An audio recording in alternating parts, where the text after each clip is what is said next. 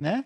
Estou escrevendo sobre hiperbitcoinização para pesquisa. O que é hiperbitcoinização? Cara, eu vou no conceito original da hiperbitcoinização, né? Ela foi cunhada há uns anos atrás, se pouco me engano, 2013, 2014. Os caras lá do Satoshi Institute, Nakamoto Institute, não foi? Sakamoto Institute. Os caras cunharam o termo de hiperbitcoinização, que seria quando todo o dinheiro do mundo for substituído por Bitcoin. Quando todas as transações do planeta e o dinheiro do mundo transacionar com o Bitcoin. Que o Bitcoin for a moeda global. É essa que eu acho que é a definição original, é a definição que eu conheço, né? É a definição que eu conheço. Foi isso aí, foi num artigo, né? Um artigo antigo. Eu acho que foram os caras publicaram na Bitcoin Talk também na mesma época, mas eu acho que foi isso. Eu acho que eu vi na Bitcoin Talk, mas foi um link pro Nakamoto Institute lá, Institute. Alguma coisa assim. Eu acho. Acho que é isso. Tem que confirmar agora, pô. Agora eu tenho que confirmar, tá? Acho que foi isso. Acho que foi isso mesmo. Acho que eu vi no Bitcoin Talk, do Bitcoin Talk, porque antes o pessoal falava, quando o Bitcoin for tal, aí eu acho que um cara escreveu um artigo e escreveu sobre hiperbitcoinização e foi a partir daí que o termo começou a ser usado. Pelo que eu me recordo, eu tenho aqui comigo e sempre tive essa, estou tentando lembrar que tem alguma coisa a mais, não.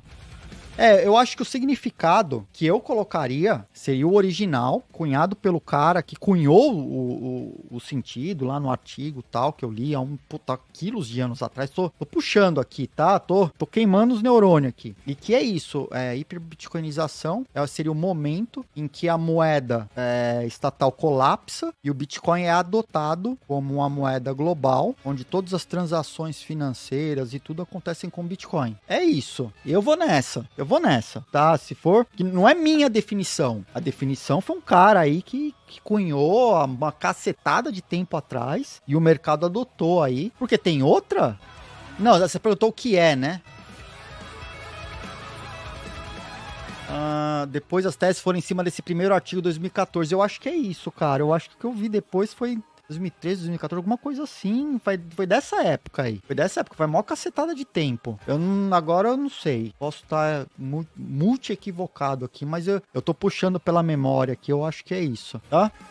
Que não tem, né, definição. Aí foi criado e depois vem tudo. Estamos na mesma página, tá? O Antônio Paes falou, ontem escreveu um texto suportado em IA, legal, para mostrar a potencialidade de aparecer um BitDollar e substituir o petrodólar. Interessante, Antônio. Interessante. Compartilha nos Twitter da vida lá, que a gente dá uns retweet lá, né? Tô devendo pro Fapito aqui ainda publicar o texto que o Fapito mandou. Tá fazendo tanta coisa aqui que eu não consegui abrir o chat. Não consegui abrir o blog. De qual desses dois QR Code na tela a gente pode enviar Sats? O de baixo. O de cima é pra enviar Pix. O de baixo pra enviar Sats. Peraí, deixa eu só ver se voltou. Tinha dado uma cagada com a Zibidi. E a Zibidi tinha zoado o QR Code. Não tá voltando o QR Code da Zibidi, mano. Por que, Zibidi? Que sacanagem, velho. Meu QR Code aqui, caceta. Lá, me travou. Deve ter me travado de novo. O QR Code da Zibidi não quer aparecer. E aí eu coloquei o QR Code antigo. O pessoal conseguiu mandar um SAT, só que não tá mostrando o alerta. Mas o SAT tá chegando. O SAT eu consigo ver chegar. O pessoal, a gente testou aqui no começo da live, a gente testou ao vivo aqui.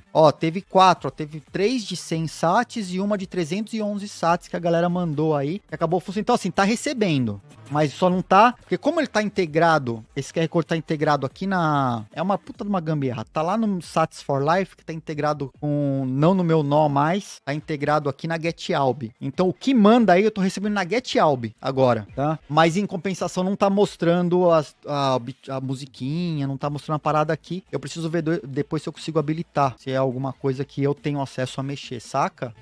Olá, ô Antônio, olha só a mensagem aí do Jeff. Me permite publicar na revista Plebs. Foi o Tom Curren que mandou 311, legal, obrigado. Mas tá aí, ô Antônio, troca ideia com o Jeff aí. Já consegui um canal aí pra publicar seu texto aí, Antônio. Olá, tá? Tomara que dê certo aí. Troca ideia aí, tomara que dê certo. Beleza, galera? É isso então, hein? Vamos dar continuidade na pauta aqui. Estamos sem a produção está em reunião agora, hein? Que mais? Essa que eu tenho pra falar agora é séria, hein? Nudli, good morning. Seja bem-vindo, Nudli. Nudli é brasileiro? Eu tenho que confirmar, tá, Nudli? Desculpa aí, cara. Às vezes a gente se perde aqui nas lives e a gente não sabe quem que tá entrando. Se tá entrando, se é da gringa. Nudli é streamer.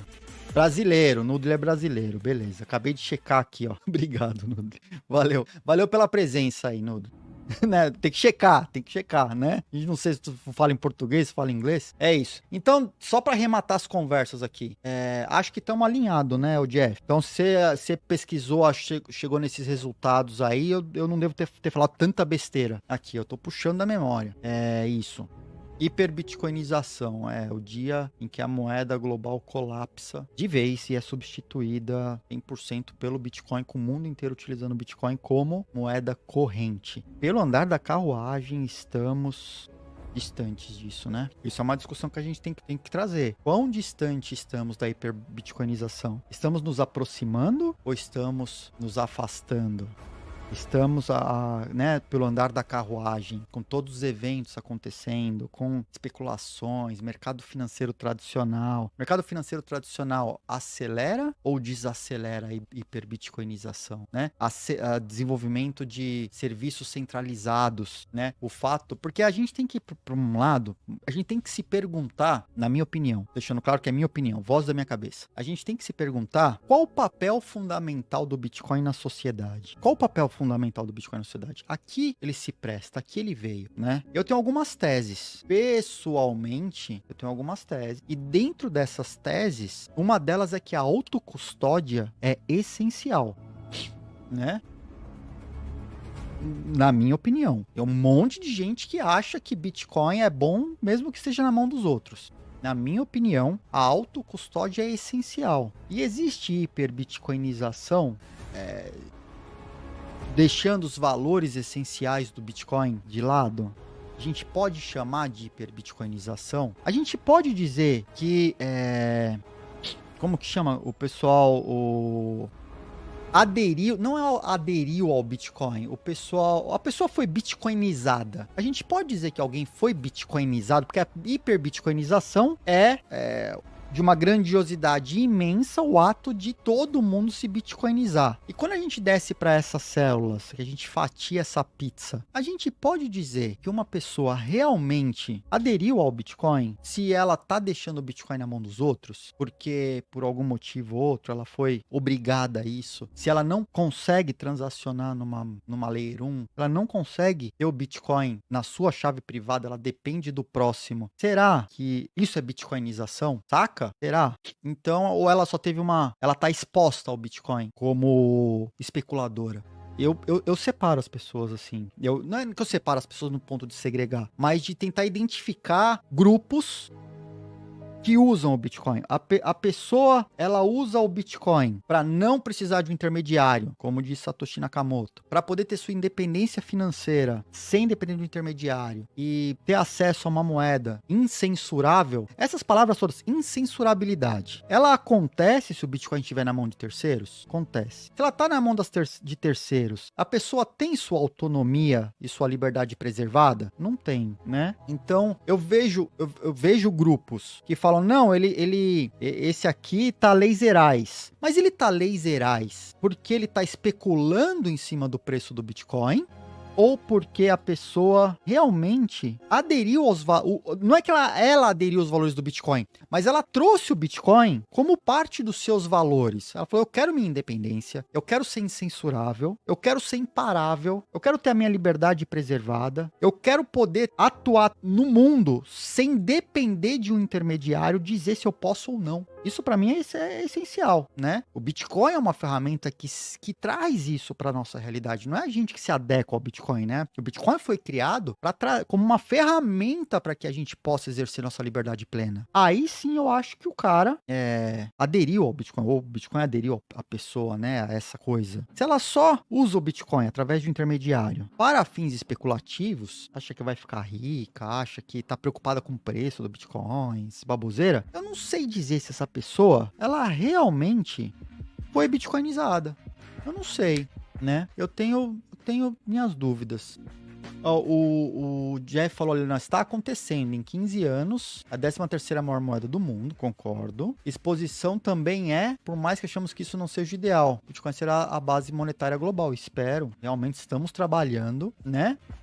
Estamos trabalhando. Por definição, a palavra hiperbitcoinização refere-se à adoção, exposição excessiva ao Bitcoin. Na verdade, bom, não é isso que ele coloca lá, né? Ele deixa bem, eu acho que foi um artigo. Eu acho que no termo eu tinha que buscar aqui o termo. Deixa eu ver aqui, acho que é Nakamoto Institute. Vamos trazer o texto do cara. Nakamoto Institute. Hyperbitcoinization. Acho que é isso. É daqui mesmo, ó. Depois vem aqui, ó, Bitcoin Magazine. Aqui, ó. Bitcoin Talk e tal. É daqui, ó. Vamos lá. Bitcoin Industry Demonization, é isso? Ó lá, 29 de março de 2014. Eu acho que é esse aqui. Isso aqui mesmo, ó. O artigo é sobre a possibilidade da desmonetização da moeda induzida pelo Bitcoin ou hiperbitcoinização, né?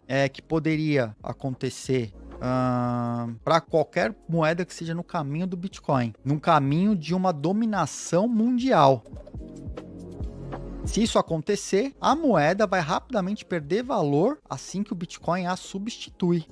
E seria seria esse evento, né? Ele começa a falar da desmonetização, é quando a moeda global desaparece.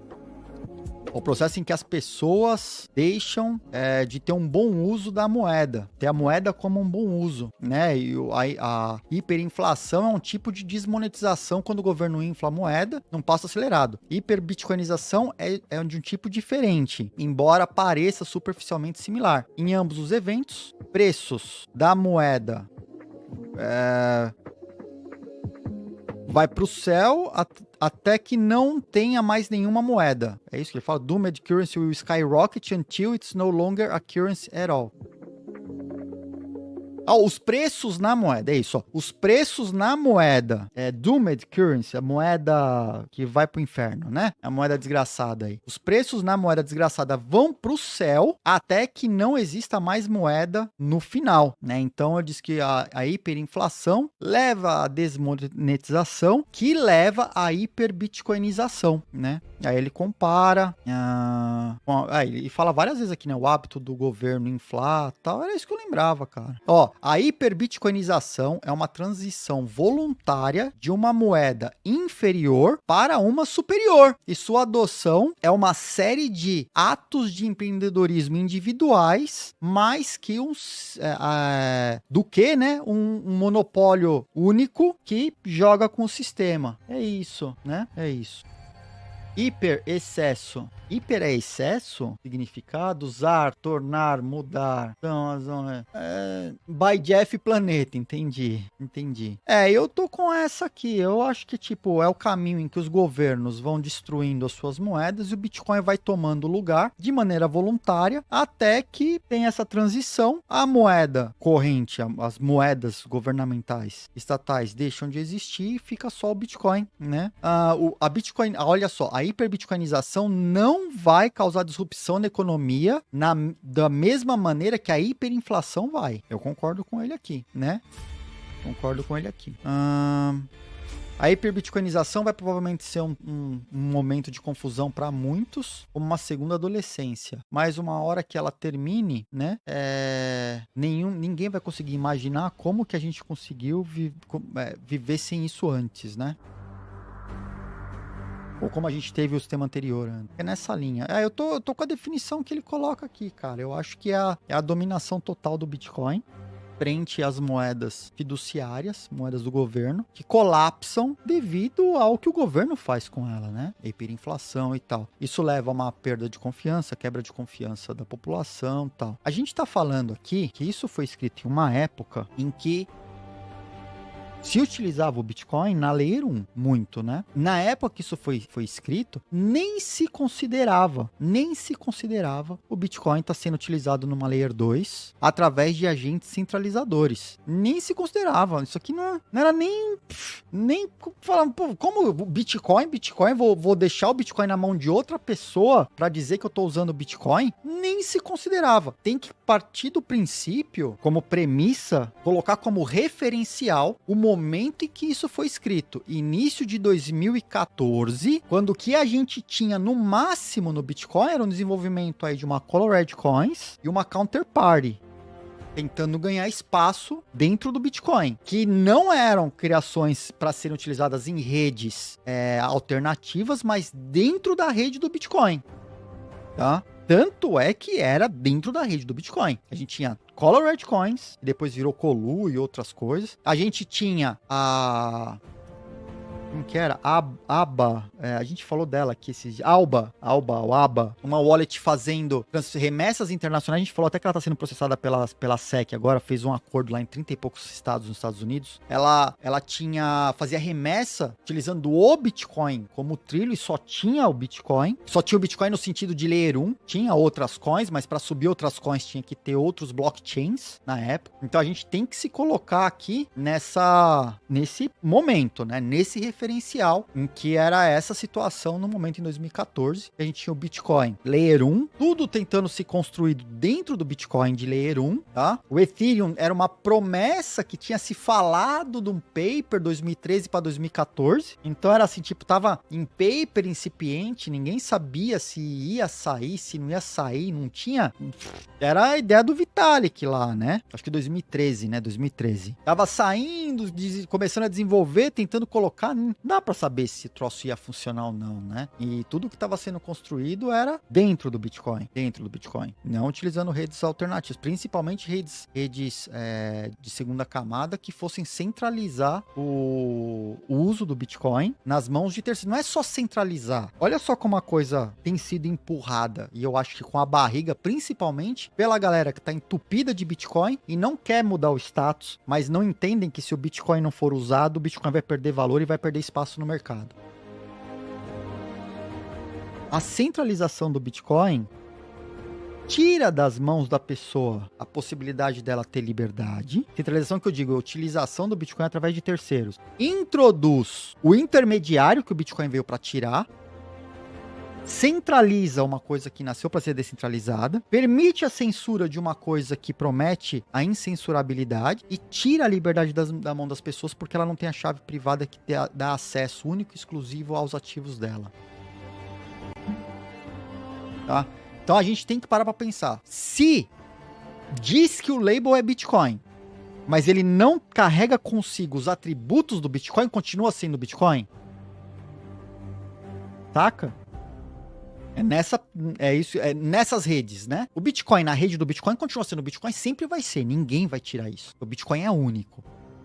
Mas quando numa rede alternativa, que não é a rede do Bitcoin, há um nível de centralização, há um intermediário e o usuário não tem o controle total do seu Bitcoin, é Bitcoin? Ou é um sintético do Bitcoin maquiado de Bitcoin? E aí? Deixo a pergunta, deixo a discussão, né? Que tem que ser feita. A gente tem que falar sobre isso.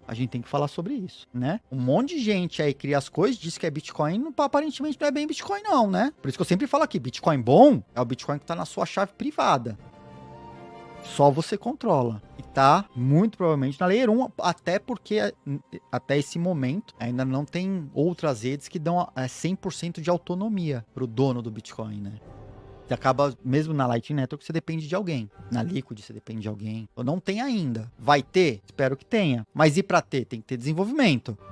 Mas tem muita gente lutando contra esses desenvolvimentos. E aí, como que fica? Porque é óbvio que quem tem muito Bitcoin, tá entupido de Bitcoin nas wallets, não quer que mexa, né? Não quer que mexa. Mas e se não mexer? Se o Bitcoin ficar travado, estanque? E aí, como que fica o Bitcoin? E o preço? E o preço que a galera zela tanto pelo preço do Bitcoin? Se o Bitcoin, de repente, acaba sendo substituído em uso por outra moeda que atenda melhor as necessidades da pessoa, que tem um Bitcoin pela liberdade, incensurabilidade, descentralização, né? Aí a pessoa precisa de liberdade, precisa ter acesso, né, ao Bitcoin com liberdade, precisa da incensurabilidade do Bitcoin e precisa da descentralização. E aí não tem o Bitcoin disponível. A gente vai criticar a pessoa que procura uma alternativa? E se num meio onde estão surgindo as CBDCs, vamos falar de CBDC, parada é séria, séria. CBDCs estão chegando, é um fato.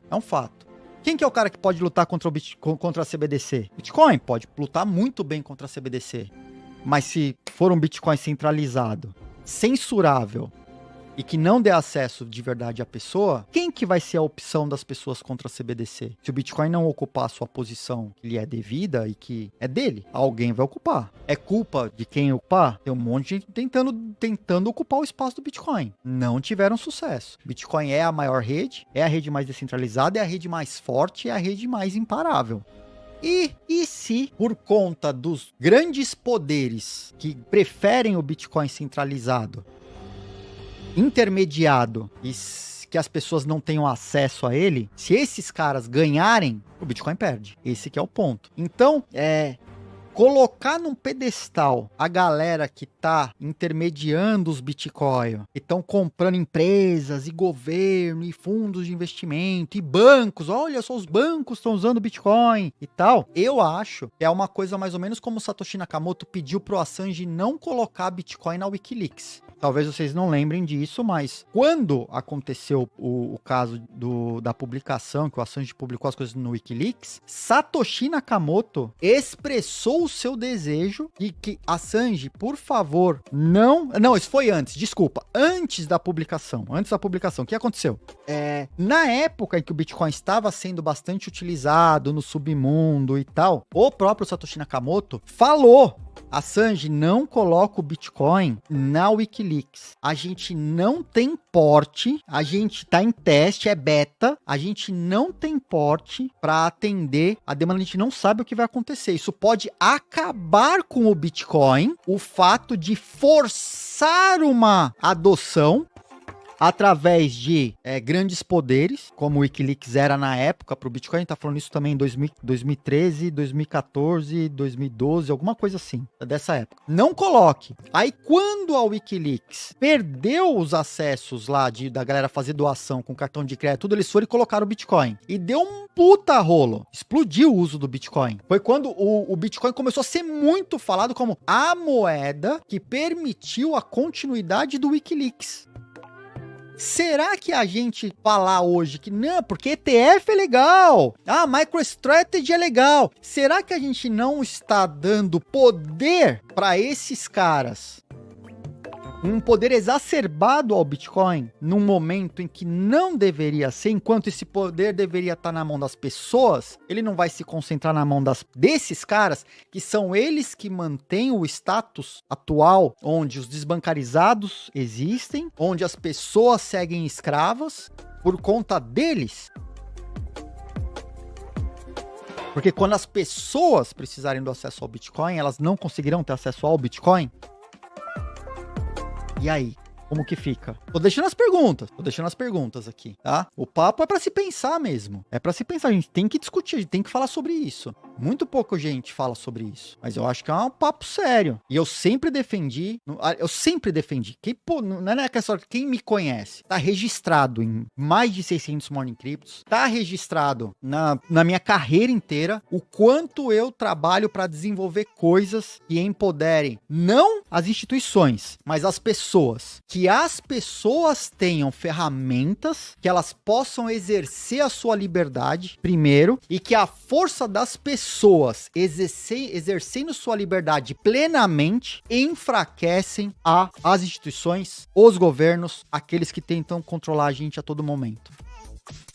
Isso é o que eu acredito, tá?